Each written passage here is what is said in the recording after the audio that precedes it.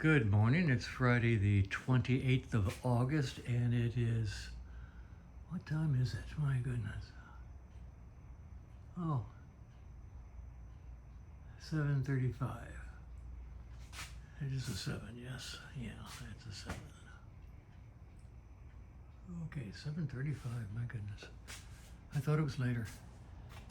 It's a beautiful day in the neighborhood. A lovely day in the neighborhood. Scooby-Dooby, Scooby-Dooby. And let's see, I've rearranged the shop a little bit. The blue and white bike I was working on is over there.